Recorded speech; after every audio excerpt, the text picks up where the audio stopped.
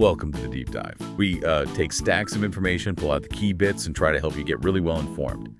Today, we're digging into something huge, potentially world-changing, actually. It's called AFRONET. We've got some interesting material, including clips from a YouTube video, suggesting Africa is launching its own totally independent internet infrastructure. It sounds a bit like, well, hitting Control-Alt-Delete on Silicon Valley. So, our mission today to unpack AFRONET. What is it? Why now? How is it supposed to work? And, what does it mean for all of us globally? Get ready, this could shift how you think about the internet. Yeah, it's really quite something, because AFRONET, from what we're seeing, isn't just another network. They're calling it a sovereign, encrypted, AI-enhanced supergrid. And the key thing here is it's explicitly built by Africans for Africans. The whole idea is complete independence from, well, the usual suspects, Google, Meta, AWS. Amazon Web Services, yeah. Right, and even Elon Musk's Starlink is mentioned. It's really being pushed as, not just a copy, but something distinct, sovereign, protected by Africans for their own digital future. Wow. Okay, that's a really strong message. Yeah. So, why? Why is this happening right now? What's the driving force behind something this big? Well, if you look at the context our sources provide, it boils down to some pretty deep-seated issues, grievances, really, that have been building up. A huge one is data sovereignty. Data sovereignty, right? Yeah. The basic idea that, African user data, even though it's generated in Africa, often ends up stored on servers in, say, California. Outside their control. Exactly. Outside African control, outside their legal reach. Then there's election security. The sources allege that during the 2024 elections, Meta platforms, so Facebook, Instagram, WhatsApp, they apparently restricted political content across Africa. The explanation given was algorithmic neutral optimization. That sounds. It does. And it's fueled this wider concern about what they're calling digital colonization. This feeling that leaders can get banned, political movements get shadow banned, all on platforms they fundamentally don't control. The sentiment seems to be pretty clear, like enough is enough. You hear things like, we can't run a one Africa government on somebody else's software. Okay, understanding that power dynamic is crucial here. Okay. So let's get into the mechanics. How is AFRONET actually supposed to work? This is where it gets really interesting, I think. It really does. The operational model they're describing is, well, ambitious. First off, decentralized data centers. Big point. Every region in Africa, Cape Town, Cairo, Lagos, Kigali, you name it, gets its own AFRONET hub. The strategy is clearly no single point of failure. Makes it super resilient, right? Against outages, attacks. Decentralized control across the whole continent, basically. Pretty much. And second, whole new internet ending. Forget .com. It's going to be .afret. .afret. Okay. Yeah. A new top-level domain. And that's not just cosmetic. It's about digital identity, building trust within their own ecosystem, cutting reliance on international registries. It's a real signal of sovereignty. Third, digital firewalls. Okay, like China's Great Firewall? Or sort of, but the stated purpose is different. It's explicitly to keep out foreign surveillance. That's the line. Not primarily about blocking, TikTok dances or internal content, but filtering external interference, malicious stuff. So more defensive, less censorship is the claim. That's the claim, yes. Fourth, they're building an AFRONET AI moderator. This is described as a powerful Pan-African AI trained in, get this, 54 African languages. Wow. Yeah. Designed to filter hate speech, disinformation, and interestingly, what they call colonial narratives, trying to moderate content within African cultural contexts, and then, of course, AfroStores. Their own apps. Exactly. No more, as one source put it, begging Google Play to approve your African-themed dating app called Swipe Right for Loa. It gives African developers direct control. And finally, location services. They're ditching US-based GPS. Really? What are they using instead? They're going with China's Beidou and Russia's GLONASS. The rationale given is blunt. Africa can't rely on satellites potentially used for spying. Okay, that's a significant geopolitical choice right there. Definitely. And now for what our sources are calling the spicy part, who's in, who's out. It seems AU officials have confirmed that Google, and remember that includes Meta, so Facebook, WhatsApp, Instagram, plus X, which is Musk's Twitter. Yeah. They'll be restricted from collecting African user data, period. And they might even be geofenced, kind of blocked, from AFRONET's core servers. Whoa. Okay, let me make sure I get this. No scraping data without permission, no unverified political ads. Correct. And no satellite access explicitly, including Starlink, without getting a license first. That's exactly it. It's a complete reset of how these global tech giants operate there. So what if they want to partner? Is the door completely shut? Not completely, but the conditions are strict. Any company wanting integration has to agree to host African data in Africa, and they have to abide by Pan-African content policies.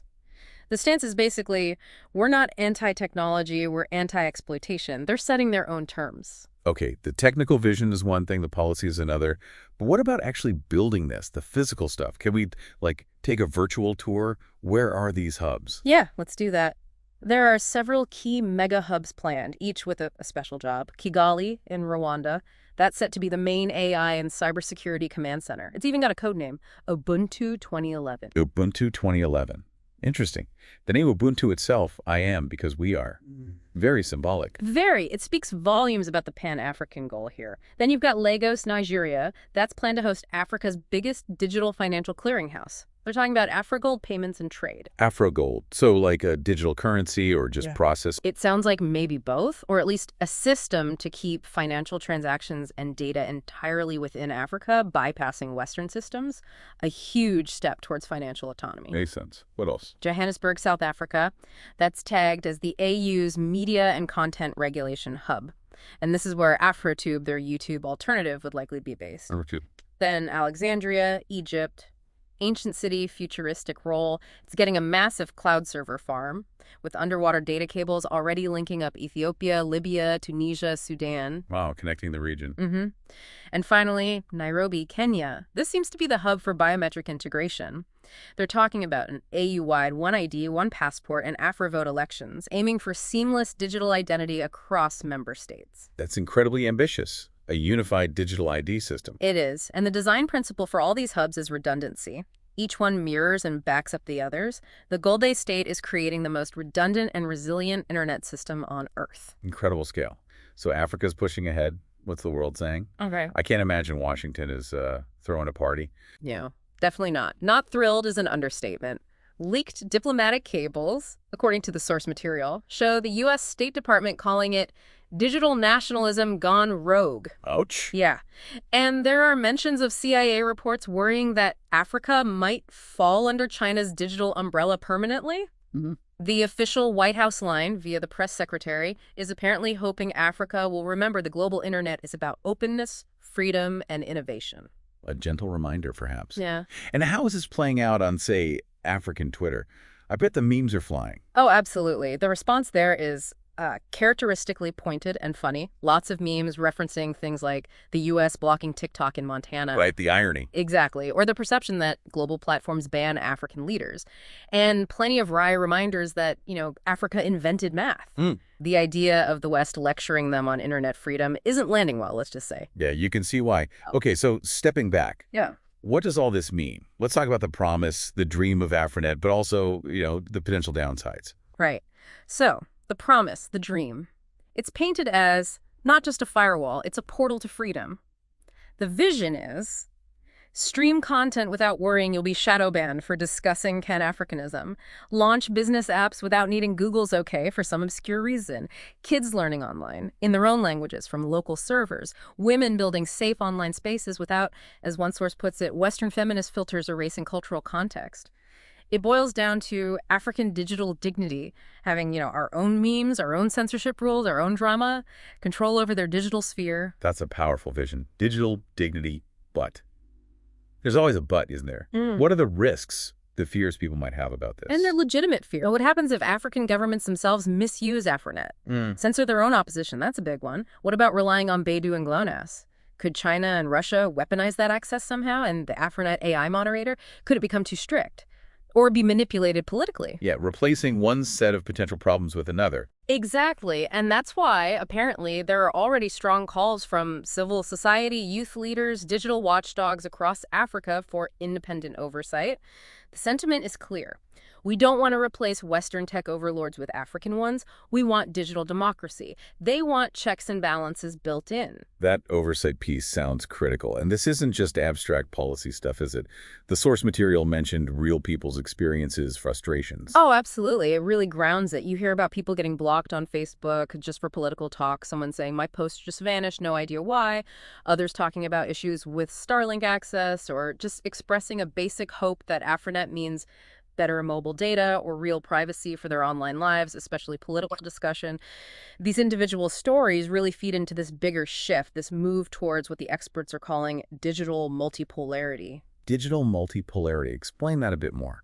Well, the source puts it pretty starkly. The West has the internet, China has the Great Firewall, and Baidu, Russia has ARONET. And now Africa has AFRONET. Exactly. The core idea is that the old dream, maybe the illusion, of a single, unified global internet, well, it's gone, or at least fading fast. What we're seeing emerge instead is this future of digital independence for every region, splinternet, some call it. It really feels like Africa's move here, aiming for that digital self-determination, could genuinely reshape the whole global digital map. It could, and it leaves us with some big questions to think about, doesn't it? If that idea of one global internet really is fading, what does this rise of regional digital zones, these sovereign digital spaces, actually mean? What does it mean for how we communicate globally, for trade, even for cultural understanding? And maybe the biggest question, how will this new digital multipolarity redefine power in a world that's still, in so many ways, deeply interconnected?